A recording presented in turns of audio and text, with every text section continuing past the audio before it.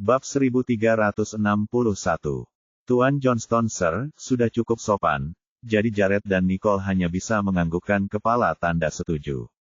Melihat ini, Tuan Johnston, Sir, menoleh ke kepala pelayan tua, yang langsung mengerti apa maksudnya dan melangkah pergi untuk menyiapkan makan siang bagi mereka dengan gembira. Jared, ku dengar kau sudah menemukan Henry, ucap Ten Johnston, Sir, sambil menggeser kursinya. Mendengar itu, Jared memandang dan berpikir, aku sudah berencana untuk menginterogasinya sebelum memberitahu kakek tentang hal ini. Aku tidak menyangka bahwa dia sudah mengetahui semua yang sedang terjadi. Ya, itu perjuangan yang berat, tetapi setelah melalui beberapa rintangan, kami mendarat, jawab Jared. Di mana dia sekarang? Ten Johnston, Sir, menatap Jared dan bertanya. Dia sedang dalam perjalanan pulang. Dia akan tiba di sini dalam beberapa hari ke depan, jawab Jared. Tuan Johnston, Sir, tampaknya menyadari situasi dan segala sesuatu yang telah terjadi. Sementara itu, Nicole menatap Jared dan berpikir, aku tidak menyangka dia akan menemukan Henry secepat itu, dan bahkan menahannya. Dia benar-benar unik. Baiklah, laporkan padaku saat dia tiba.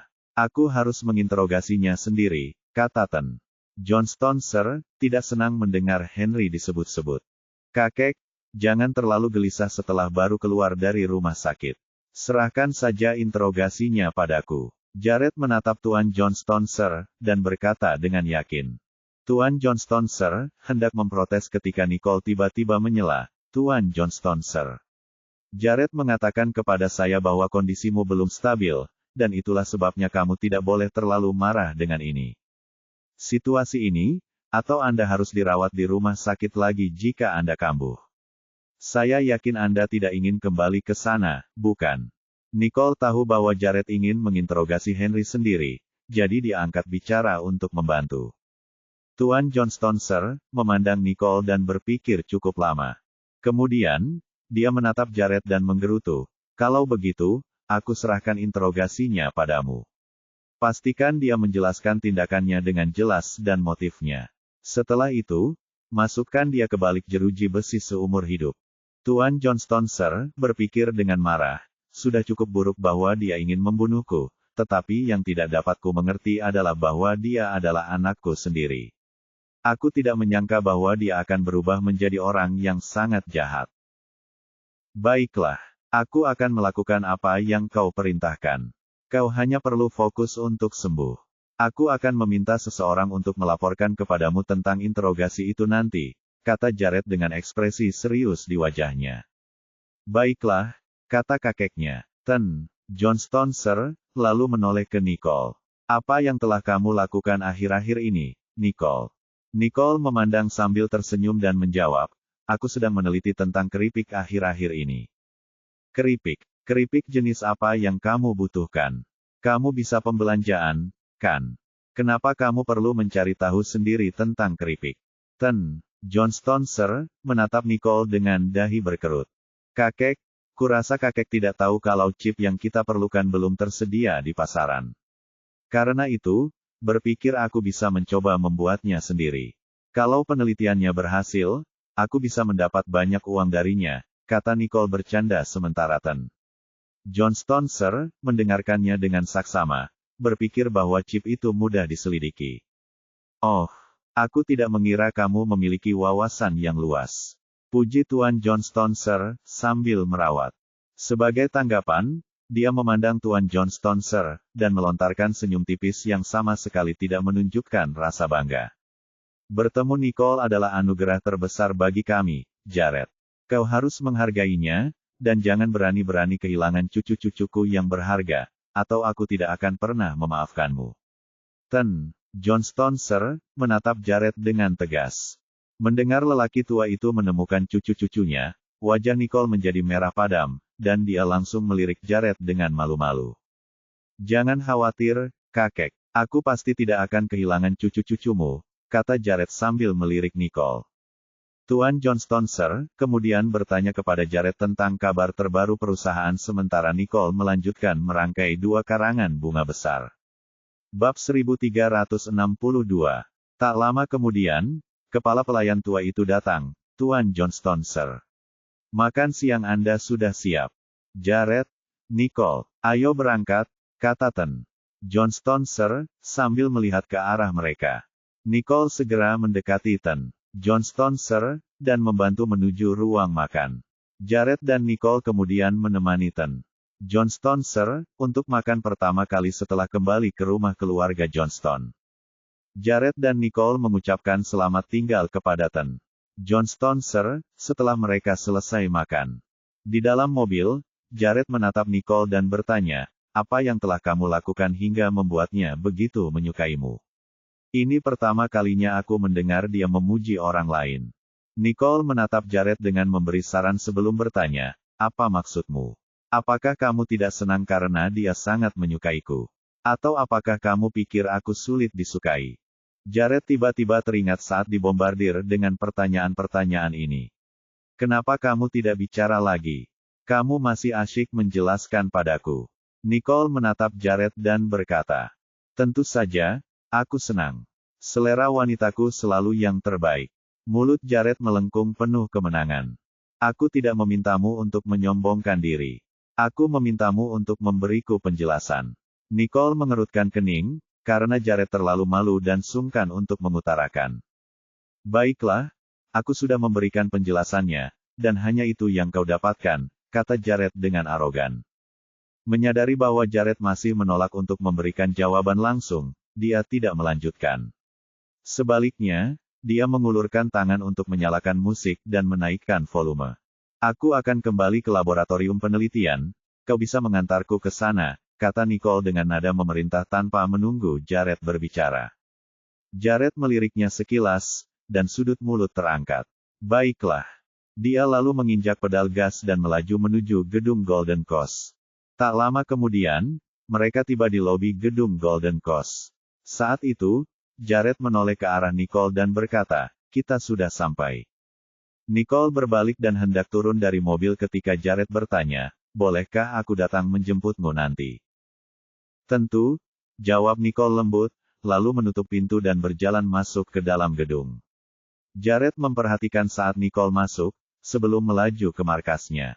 Dalam perjalanan ke sana, telepon Jared berdering.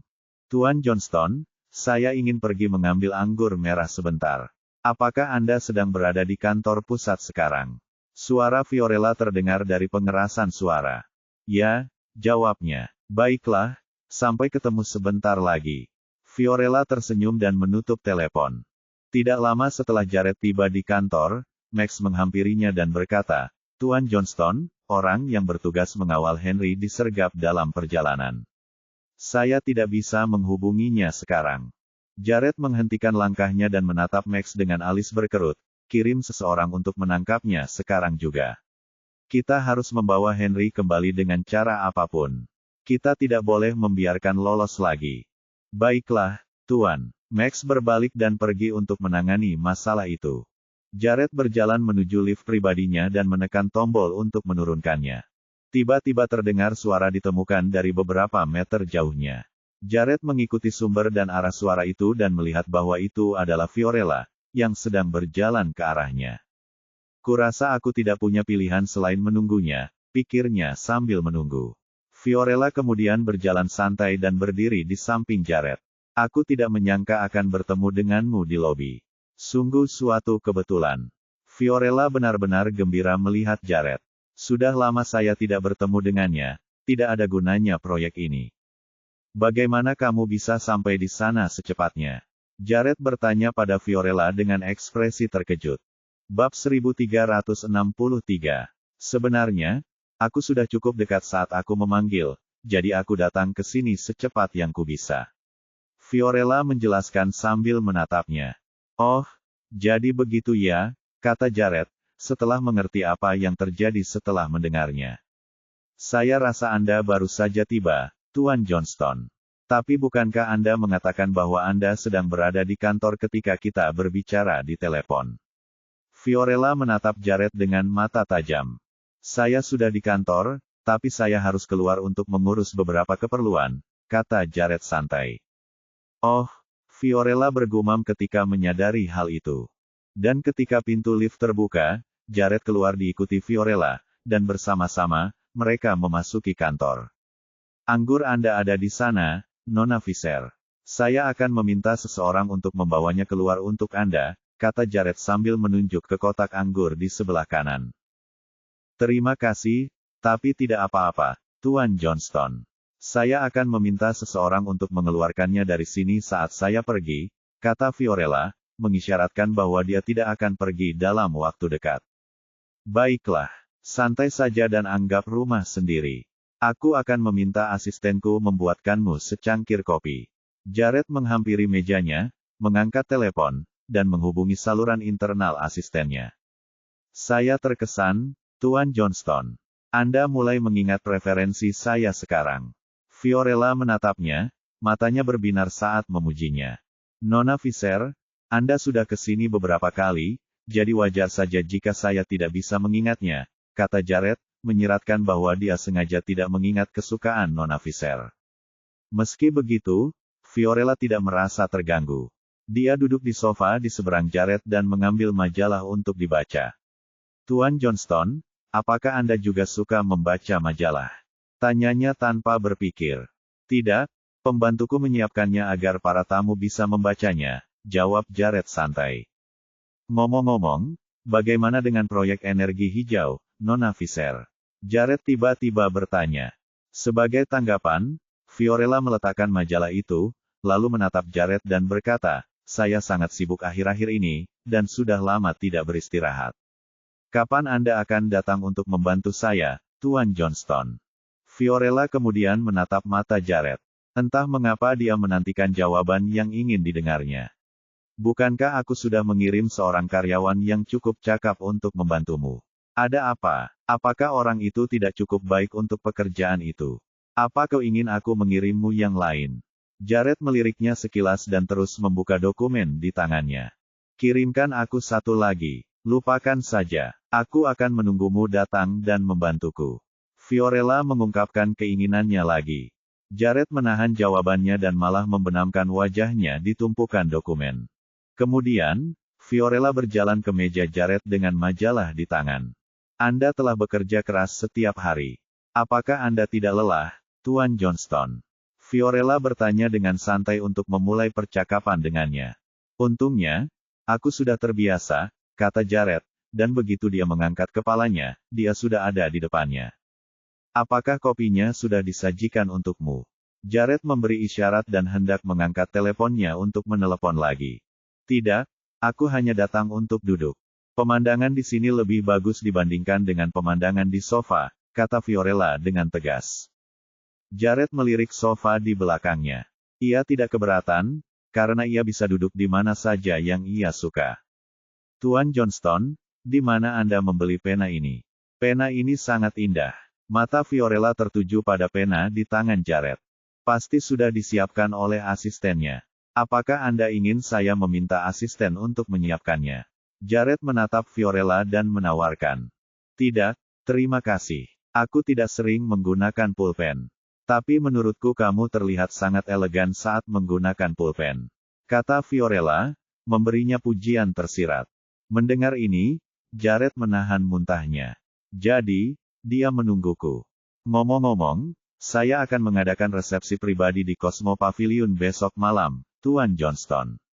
Saya harap Anda tidak mengecewakan saya. Ini undangan ke resepsinya. Fiorella dengan lembut meletakkan kartu undangan itu ke tangan Jared. Jared berhenti bekerja, melihat sekilas kartu undangan di sebelahnya, dan hendak menolak, ketika Fiorella menyela. Tuan Johnston, saya sudah tahu bahwa jadwal Anda kosong besok malam, jadi jangan berani-berani menolaknya. Jared menatap mata Fiorella, dia telah menutupi. Bagaimana mungkin? Aku akan datang. Jared menatapnya dengan sopan dan berkata. Apakah kamu membawa Nona Riddle juga? Fiorella menatap mata Jared dan bertanya. Tergantung. Dia cukup sibuk akhir-akhir ini. Oh, ngomong-ngomong, kudengar Tuan Johnston Sir, sudah keluar dari rumah sakit hari ini. Sepertinya dia sudah pulih dengan baik, tanya Fiorella, tiba-tiba teringat akan hal itu. Ya, terima kasih atas perhatian Anda, Nona Fisher. Senang mengetahui bahwa Anda bahkan mengetahui kakek saya sudah keluar dari rumah sakit. Jared tanpa sadar meliriknya sekilas. Sepertinya dia memakai banyak eyeliner, pikirnya. Sepertinya dia sangat tertarik dengan urusanku. Kepulangan Johnston Sir, dari rumah sakit merupakan berita besar, jadi wajar saja jika saya mengetahuinya. Kalau saja proyek itu tidak menghalangi, saya juga akan mengunjunginya saat ia keluar dari rumah sakit, kata Fiorella, yang mengungkapkan maksudnya dengan jelas kepada Jared. Oh, Jared memperhatikan. Fiorella berusaha keras untuk menutupi kekhawatirannya, karena takut Jared akan mengira dia sedang kepo. Dia hanya ingin tahu lebih banyak tentang Jared, sehingga dia bisa punya lebih banyak hal untuk dibicarakan dengannya. Saat itulah asistennya memasuki kantor untuk mengantarkan kopinya. Sambil menatap Fiorella dengan wajah penuh rasa bersalah, dia berkata, "Maaf, Nona Fisher. Saya harus mengurus sesuatu yang sangat penting sebelumnya. Ini kopi yang Anda minta." "Tidak apa-apa." Fiorella mengambil cangkir itu dan meletakkannya di meja Jared. "Tuan Johnston akan meminumnya untukku. Aku tidak akan tinggal di sini lebih lama lagi karena ada urusan lain yang harus kuurus." Fiorella menatap Jared sekali lagi, sebelum berbalik dan berjalan keluar dari kantor. "Bantu Nona Fisher keluar dan membawakan kotak anggur ke mobilnya," perintah Jared. "Ya, Tuan." Asisten itu mengangkat kotak anggur dan mengikuti Fiorella keluar ruangan. Sementara itu, dia menuangkan cangkir kopi di atas meja sebelum mengambilnya dan menyeruputnya. Lumayan enak. Lalu, sekilas dia melihat undangan itu di sekelilingnya saat meletakkan cangkir kopinya sebelum melanjutkan pekerjaannya. Waktu berlalu dengan cepat, dan tak lama kemudian, jam kantor berakhir. Jared berdiri dan mencium otot-ototnya, memperhatikan bahwa gedung-gedung itu terang benderang, dengan seluruh kota dihiasi lampu. Melihat ini, ia memilah-milah dokumen yang diproses sebelum menghubungi nomor asistennya. "Apa yang Anda butuhkan, Tuan Johnston?" Asisten itu bertanya dengan hormat saat dia berdiri di depan Jared. "Itu dokumen yang sudah diproses. Anda bisa melanjutkan dengan ini." Jared menunjuk tumpukan berkas di dekat meja. "Baiklah, ada lagi." Asisten itu mengambil berkas itu dan menatap Jared sambil bertanya. "Apakah aku tidak punya jadwal untuk besok malam?" Tanya Jared, bagaimana Fiorella bisa mengetahui sesuatu yang tidak ku ketahui. Ya, kamu tidak punya rencana untuk besok malam. Apakah kamu perlu aku untuk mengatur sesuatu? Itu tidak perlu. Pokoknya, pergilah, kata Jared, sambil meminta asistennya pergi sambil membawa dokumen-dokumen itu. Kemudian, dia mengeluarkan ponselnya dan menelpon Nicole. "Apakah kamu sudah pulang kerja?" "Belum. Bagaimana kabarmu?" tanya Nicole. "Ya, maukah aku menjemputmu sekarang atau nanti?" Nicole menatap tumpukan pekerjaan di tangannya, sebelum melihat jam dan menjawab, "Datanglah dan jemput aku sejam lagi." Bab 1365. "Baiklah, aku akan menemuimu 1 jam lagi." Jared menutup telepon setelah berbicara. Kemudian, ia pergi ke mejanya dan duduk. Karena tidak ingin melanjutkan pekerjaannya, ia menyalakan komputernya dan mulai meneliti mobil terbang berawak. Hasilnya menunjukkan bahwa ada banyak upaya penelitian yang gagal. Jadi dia dengan hati-hati meneliti dan menganalisis detailnya. Segera setelah itu, Jared mendongak dan melihat bahwa 1 jam berlalu dalam sekejap mata. Melihat itu, dia segera mematikan komputernya dan berjalan keluar. Jared kemudian bergegas ke gedung Golden Coast tempat ia memarkir mobilnya sebelum menuju ke atas. "Nicole pasti sudah menungguku. Ia mungkin akan marah padaku saat ia melihatku nanti." Jared mengintip ke dalam lab R&D dan menyadari bahwa sebagian besar lampu telah dimatikan kecuali lampu di kamar Nicole, yang masih menyala. Ia berjalan ke pintu kantor, berharap Nicole duduk di sana, menunggunya. Namun, skenario yang berbeda terjadi. "Apakah kamu masih bekerja, Nicole?" Jared masuk dan bertanya. Nicole mengangkat kepalanya begitu mendengar suara Jared. "Kenapa kau kesini secepat ini? Masih ada sedikit waktu lagi. Kurasa kau harus menunggu sebentar." Dia memberi isyarat kepada Jared untuk duduk, karena dia ingin menyelesaikan pekerjaannya sebelum pulang. Jared berjalan perlahan dan menatapnya, apakah dia tidak sadar bahwa sudah lebih dari 1 jam berlalu? Nicole, apakah tugasmu sepenting itu? Tanya Jared sambil menatapnya. Itu tidak penting. Maksudku, masih ada sedikit yang tersisa dan aku ingin menyelesaikan semuanya hari ini, jawab Nicole tanpa menatapnya. Sebagai tanggapan, Jared berjalan mendekat, menariknya berdiri, dan menuntunnya keluar kantor, yang membuat Nicole menatapnya dengan kaget. Apa yang kau lakukan? Lepaskan aku, protesnya. Karena ini tidak terlalu penting, tidak perlu terburu-buru dan membuang waktumu untuk hari ini. Jared mencengkeramnya erat dan menariknya menjauh dari lab R&D. Bisakah kau setidaknya membiarkanku menutup pintu? Tanyanya. Konten. Kelly masih di sana, jadi Anda tidak perlu khawatir, katanya. Jared tetap memegang Nicole hingga mereka mencapai mobilnya. Kencangkan sabuk pengamanmu. Apakah kita akan kembali ke villa? Nicole menatapnya dan bertanya sambil mengencangkan sabuk pengamannya. Tidak, sudah sangat larut. Kita mau kemana? Nicole menatapnya dengan sedikit cemberut karena dia tidak tahu kemana mereka akan pergi. Tanpa memberinya jawaban yang pasti, Jared tetap diam dan bergegas menuju suatu arah. Melihat hal ini, dia mendesah pasrah. Apa yang sedang dia coba lakukan? Jared, aku kelelahan karena pekerjaan hari ini. Aku tidak punya energi untuk mengganggumu. Jika tidak ada hal lain yang bisa kulakukan, tolong kembalikan aku agar aku bisa tidur. Nicole menatap Jared dengan mata lelah.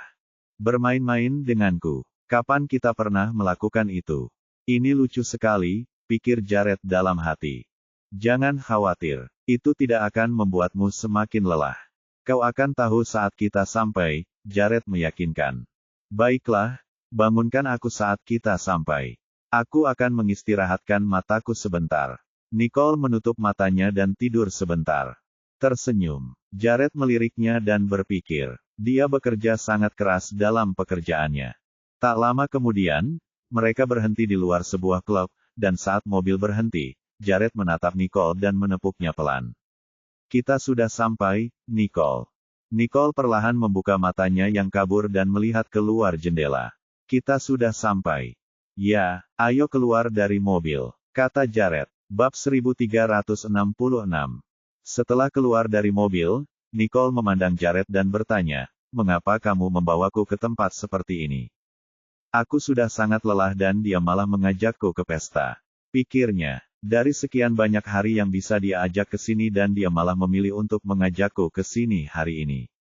Nicole berbalik dan hendak melangkah masuk kembali ke mobil. Ketika Jared menariknya dan berkata, ayo, ikut ke dalam dan kau akan berterima kasih padaku nanti. Nicole yang sama sekali tidak mengerti motifnya, berpikir, trik macam apa yang sedang dia mainkan sekarang. Kemudian, dia menatapnya dengan alis berkerut dan dahi berkerut, sebelum mengikutinya ke dalam gedung klub. Tuan Johnston, kamar Anda sudah siap, kata manajer yang telah berdiri di pintu dan menunggu kedatangan Jared selama sekitar setengah jam. Pimpin jalan, perintah Jared dengan ekspresi kosong. Silakan lewat sini, sang manajer memimpin. Setelah berjalan sebentar, mereka tiba di sebuah ruangan yang tenang. Saat itu manajer mengulurkan tangannya sebagai isyarat undangan, mendorong mereka untuk masuk. Terapis pijat akan segera datang, kata manajer itu, lalu pergi dengan tenang. Nicole melihat sekelilingnya, dan saat itulah ia sadar bahwa Jared telah mengajaknya keluar untuk dipijat. Kamu hanya ingin aku tenang, jadi mengapa kamu menyembunyikannya? Nicole menatap Jared dan bertanya. Aku ingin memberimu kejutan. Jared menatap mata Nicole dengan penuh kasih sayang. Ini benar-benar kejutan, kata Nicole sambil duduk untuk bersantai. Tidak lebih dari sedetik kemudian, terapis pijat datang mengetuk pintu. Masuklah, kata Jared. Tuan Johnston, ini terapis pijat senior kami. Saya harap Anda menikmati layanan kami. Jika Anda memerlukan sesuatu, Anda dapat menekan tombol ini dan saya akan datang untuk membantu Anda. Manajer itu memperkenalkan sambil menatap Jared dengan hormat.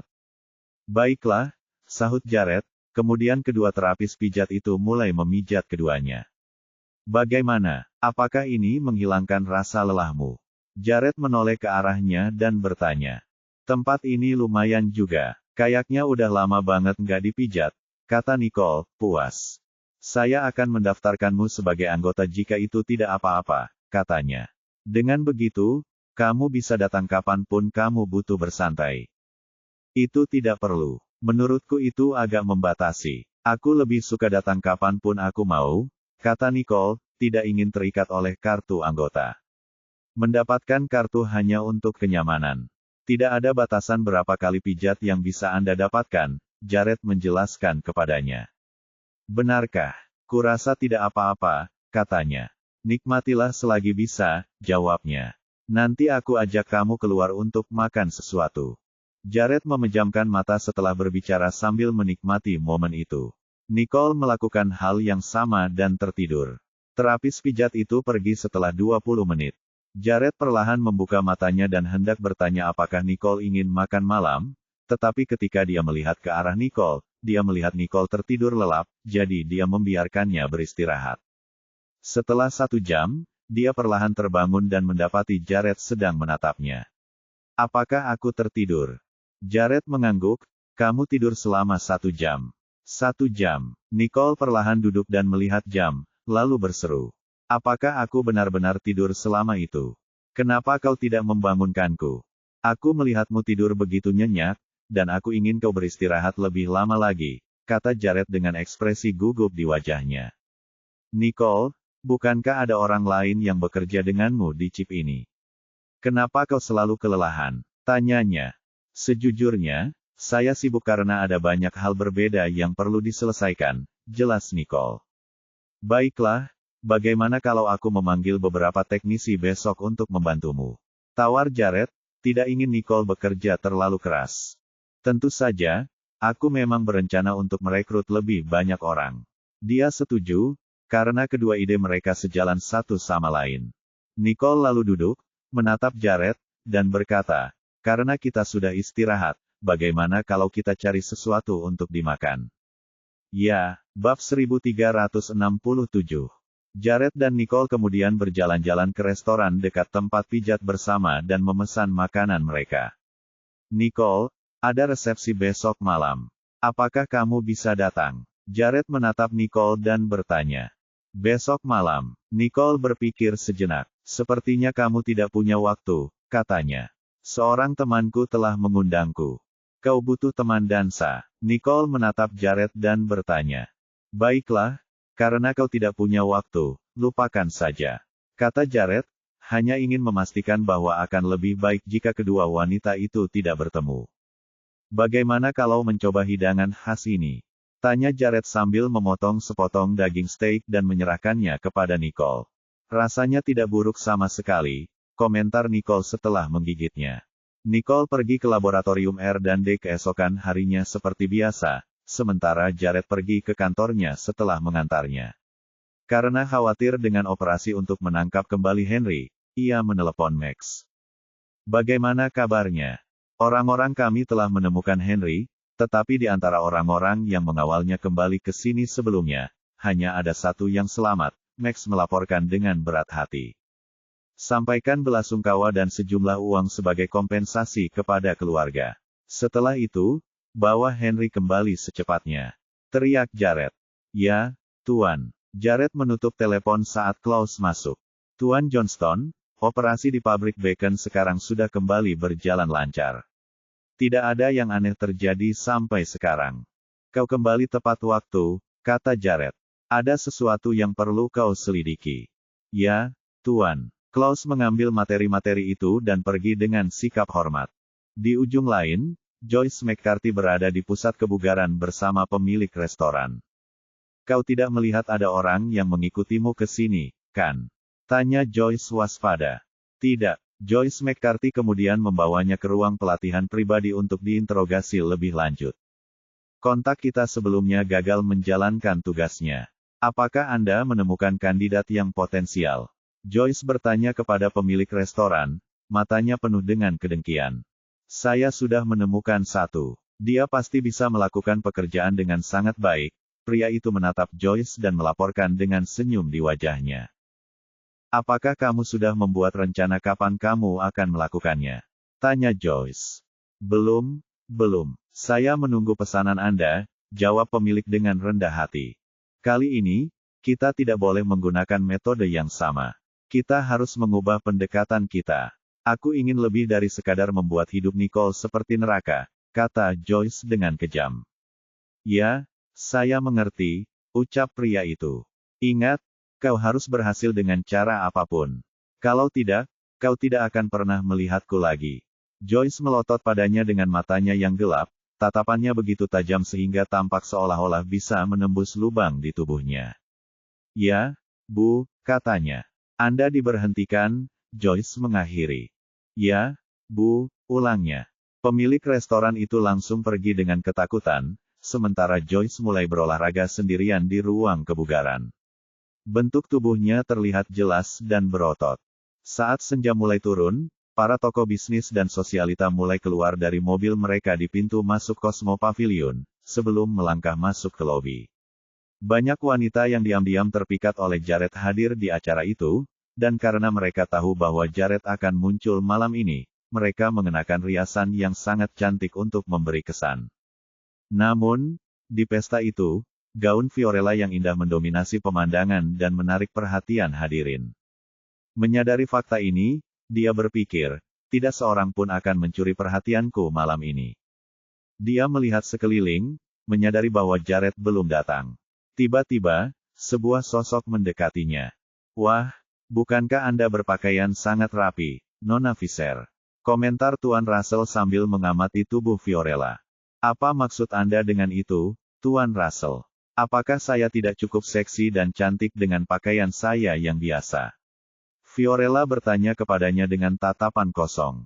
Bab 1368. Tentu saja, Nona Fisher tampak memukau setiap hari.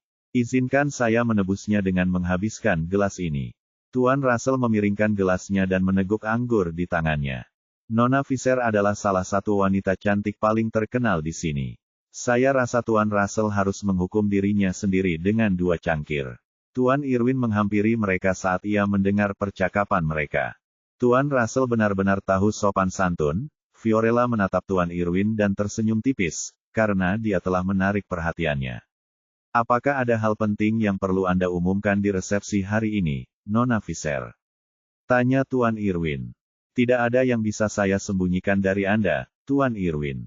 Saya harap Anda merahasiakannya untuk saya. Setelah semua orang datang, saya akan mengungkapkannya. Fiorella berkata sambil mendekati Tuan Irwin dengan senyum di wajahnya. Anda benar-benar tahu cara membuat orang bertanya-tanya, bukan? Katanya.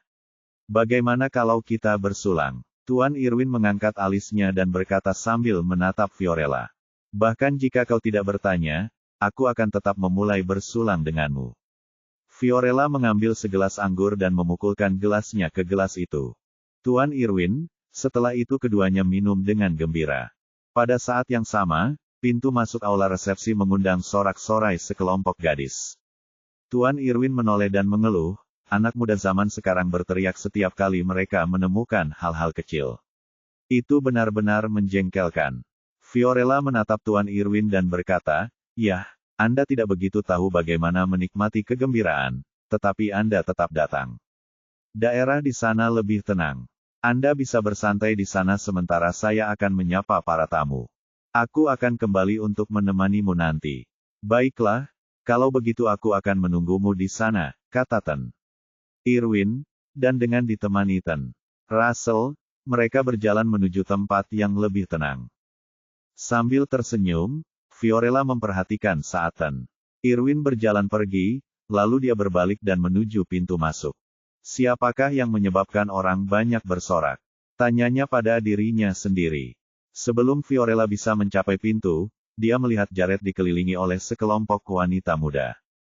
Tatapan tajam Fiorella menyapu para wanita muda di sekitar Jared, membuat mereka takut sehingga mereka langsung meninggalkan Jared sendirian. Tak seorang pun dari mereka berani melangkah maju. Sebaliknya, mereka menatap Jared dengan mata penuh harap dari samping, sementara beberapa dari mereka mengambil gambar. Tuan Johnston, saya mulai khawatir Anda tidak akan muncul. Tampaknya Anda masih peduli pada saya. Fiorella menatap Jared dengan sedikit rasa percaya diri di matanya. Anda pasti bercanda, Nona Fisher. Bagaimana mungkin saya bisa mengabaikan resepsi Anda? Jared menatapnya dengan santai. Fiorella lalu melirik ke belakang Jared, dan betapa senangnya dia tidak melihat Nicole. Aku tahu dia tidak akan datang. Fiorella menghampirinya dan memegang lengannya di bawah tatapan seluruh orang banyak. Ia berseri-seri karena puas, tetapi sebelum ia bisa menikmati rasa iri orang lain, Jared dengan santai meninggalkannya dan berjalan ke tumpukan gelas anggur, sebelum mengambil satu dan menatapnya. Anda punya banyak anggur enak di sini, Nona Fisher, komentar Jared. Ia memastikan bahwa ia telah menarik garis yang jelas agar orang lain dapat melihatnya, sehingga mereka tidak akan salah paham atau salah menafsirkan hubungannya dengan Fiorella. Namun, ia tidak tahu bahwa foto Fiorella yang sedang memegang lengannya telah diambil oleh seseorang di kerumunan, dan telah diunggah di internet, sehingga menjadi viral dalam hitungan menit. Jared sama sekali tidak menyadari fakta itu, karena ia masih sibuk mengobrol dengan Fiorella. Fiorella tidak terganggu oleh hal ini, dan sekali lagi, dia menghampiri Jared, tetapi kali ini, dia tidak memegang lengannya. Dia kemudian menoleh ke arah kerumunan dan berkata, "Semuanya, terima kasih telah bergabung dengan kami hari ini. Acara hari ini hanyalah pertemuan sosial biasa, tetapi memang ada satu pengumuman penting yang ingin saya sampaikan." Bab 1369. Seperti yang kita semua tahu, saat ini saya sedang mengerjakan proyek energi hijau dengan Ten Johnston, dan dengan dukungannya, proyek ini terus berkembang pesat. Proyek energi hijau ini bukanlah proyek kecil. Saya sangat berterima kasih kepada Ten Johnston atas kesediaannya untuk membantu saya. Fiorella memulai sambil melirik Jared di sampingnya. Dengan itu saya bermaksud mendirikan yayasan atas nama Bapak Johnston dan saya, untuk memberikan bantuan kepada perusahaan-perusahaan yang membutuhkan bantuan dan dukungan guna memastikan pembangunan yang sehat dan berkelanjutan. Agar ini berhasil, saya berharap memperoleh dukungan dari orang-orang dari semua lapisan masyarakat. Sekian dari saya. Terima kasih semuanya, Fiorella berteriak kepada hadirin. Jared tercengang mendengar pengumuman itu. Mengapa dia tiba-tiba mendirikan yayasan? Dan dia bahkan ingin aku menjadi bagian dari yayasan itu. Dia bahkan tidak membicarakannya denganku sebelumnya. Apa yang terjadi? Tunggu, mengapa aku belum mendengar kabar tentang pendirian yayasan ini sebelumnya? Nona Fisher. Jared menatap Fiorella dan bertanya dengan suara pelan. Itu ide spontan. Kita lanjutkan resepsi dulu. Kita bisa bicarakan nanti. Fiorella menatap Jared dan berkata. Tetapi, Tuan Johnston, ada banyak orang yang menonton, dan saya sudah menyatakannya. Anda tidak bisa begitu saja menghancurkan reputasi saya seperti itu sekarang, bukan? Jika Anda tidak ingin berpartisipasi di masa mendatang, maka tidak perlu. Saya tidak akan memaksa Anda. Fiorella menyelesaikan kalimatnya, dan menertawakannya sambil melambaikan tangannya ke semua orang. Sementara itu, Tuan Russell dan Tuan Irwin sedang duduk di tempat yang tenang, mendengarkan pidato Fiorella. Beberapa saat yang lalu, Nona Fisher menyembunyikan sebuah pengumuman penting. Ternyata, dia ingin mendirikan yayasan bersama Tuan Johnston. Ini pasti menarik, kata Tuan Irwin kepada Tuan Russell sambil sedikit tersentak. Nona Fisher dan Ten Johnston bekerja sama untuk mendirikan yayasan. Apa sebenarnya yang ingin mereka lakukan? Ten Russell bergumam santai. Tidak masalah apa yang mereka lakukan. Selama Tuan Johnston berpartisipasi, dengan Anda dan saya ikut serta, itu akan sepadan dengan usaha kita. Tuan Irwin menatap Jared dan Fiorella dengan mata penuh rencana. Apa yang kamu katakan itu benar. Fiorella membiarkan orang banyak bergerak bebas setelah ia menyampaikan pidatonya, sebelum membawa Jared pergi ke tempat yang lebih terpencil. Ia telah mengingat bahwa Jared tidak menyukai tempat yang bising, jadi ia secara khusus menyiapkan ruang pribadi untuk mereka di lantai 2. Kau mau membawaku kemana? Tanya Jared sambil menepis tangan Fiorella. Saya tahu Anda tidak suka keramaian, Tuan Johnston, jadi saya sudah menyiapkan ruangan yang tenang untuk kita di lantai atas, katanya. Saya di sini untuk resepsi, Nona Fisher. Kalau tidak ada yang perlu dilakukan, lebih baik saya pergi saja. Jared menatap Fiorella dan berkata, jangan terburu-buru, Tuan Johnston. Kami masih punya acara utama. Aku tidak ingin kau melewatkannya. Kau bisa datang dan bersantai sebentar. Fiorella mendesaknya untuk pergi ke kamar bersamanya, menolak untuk membiarkannya pergi. Di dalam ruangan, Fiorella membuka sebotol anggur merah di hadapan Jared. Keduanya mengobrol ringan sambil mempersiapkan diri untuk acara utama. Tuan Johnston, ini salah satu yang terbaik yang saya punya. Silakan minum.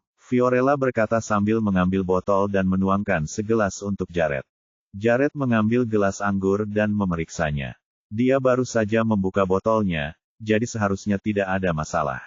Kemudian, dia mendekatkan gelas itu ke dadanya, dan perlahan-lahan dia menggerakkannya ke hidungnya. Setelah menyesapnya, ia merasakan cita rasa anggur merah yang kaya. Rasa ini pas sekali. Saya bisa merasakan sisa rasa yang bertahan lama bahkan setelah menyesapnya sekali. Melihat ekspresi terkejut di wajah Jared, senyum muncul di sudut mulut Fiorella, dan dia berkata, "Bagaimana? Tidak buruk," jawabnya. Bagi Jared, ini sudah dianggap sebagai penilaian. Anggur merah yang biasa saya minum adalah anggur tua. Saya heran dia membawa sebotol anggur tua yang bagus. Tapi sekali lagi, dia baru saja mendapat sekotak anggur tua dari saya, dan juga sebotol anggur merah yang lebih muda. Bab 1370. Aku menghabiskan banyak uang untuk mengimpornya dari luar negeri, dan biaya pengirimannya saja sudah $25.000. Aku sama sekali tidak menyentuhnya setelah sampai di sini. Beberapa temanku ingin mencobanya, tetapi aku tidak mengizinkan mereka. Kau satu-satunya orang yang pernah kutawari ini. Fiorella berkata sambil tersenyum padanya. Bolehkah saya tahu, apa tujuan Anda mendirikan dana ini, Nona Fisher? Tanya Jared sambil menatapnya. Semakin sulit untuk menjaga agar suatu perusahaan tetap berjalan. Sejumlah proyek yang layak harus ditinggalkan karena tidak ada yang mau berinvestasi di dalamnya. Saya telah menyaksikan begitu banyak proyek hebat dengan potensi besar yang terbuang sia-sia, dan saya harus mengatakan, itu memalukan. Itulah sebabnya saya berusaha melakukan apapun yang saya bisa untuk mendanai proyek-proyek yang kekurangan sumber daya keuangan yang diperlukan untuk mempertahankan kelangsungannya. Fiorella berkata sambil wajahnya berubah lebih serius. Jared mulai meragukan keinginannya untuk menolak rencana Fiorella setelah dia melihat betapa tekadnya dia dalam mewujudkannya. Itu ide yang sangat bagus, dan aku mendukungmu. Namun, aku tidak ingin namaku tercantum di situ. Cukup tulis namamu saja, Jared berkata kepadanya dengan tegas. Tidak mungkin. Dana itu tidak akan berarti tanpa namamu di dalamnya. Namamu harus ada di sana jika kau ingin menjadi bagian darinya, kata Fiorella, menolak menerima permintaan Jared.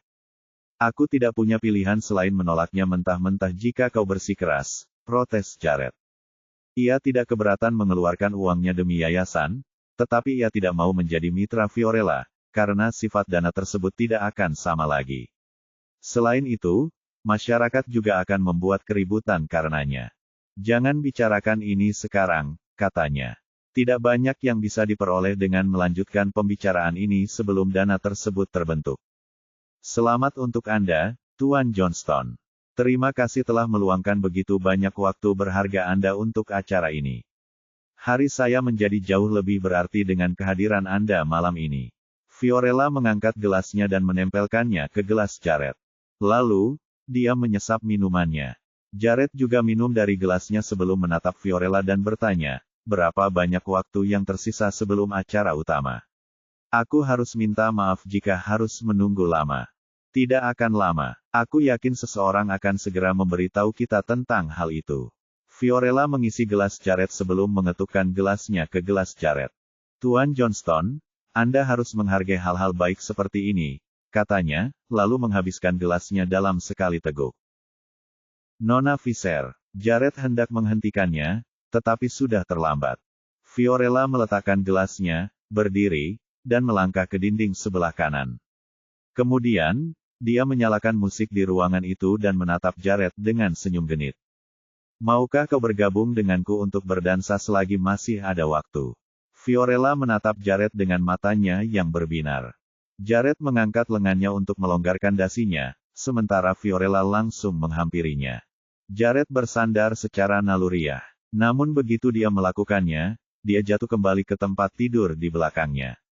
Dia sama sekali tidak merasa senang tentang hal itu, dan hendak bangun dan meninggalkan ruangan, ketika dia mulai merasa pusing dan kehilangan arah.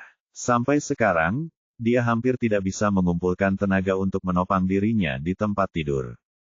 Kemudian, dia melihat sesosok-sosok rupawan mendekatinya perlahan. Anda lelah, Tuan Johnston. Anda sebaiknya beristirahat di sini. Anda tahu, usul Fiorella. Ia melangkah mendekati pipi Johnston sambil menghirup aroma parfum Johnston setiap kali ia menarik napas. Pada saat itu, dia berada paling dekat dengan pria itu selama yang pernah ada, dan dia sangat menikmatinya. Jared mengerahkan seluruh tenaganya untuk menyingkirkan tangan ramping dan halus milik wanita itu yang menutupi wajahnya. Namun, begitu ia melakukannya, tangan wanita itu mendarat di dadanya. Tuan Johnston, saya tidak tahu kalau dada Anda bisa sehangat ini, kata Fiorella sambil merasakan kehangatan di dada Johnston di telapak tangannya. Jared berusaha sekuat tenaga untuk mendorongnya lagi, sebelum ia terhuyung-huyung menuju pintu. Sayangnya, Fiorella langsung mengejarnya, dan langsung menarik jaketnya.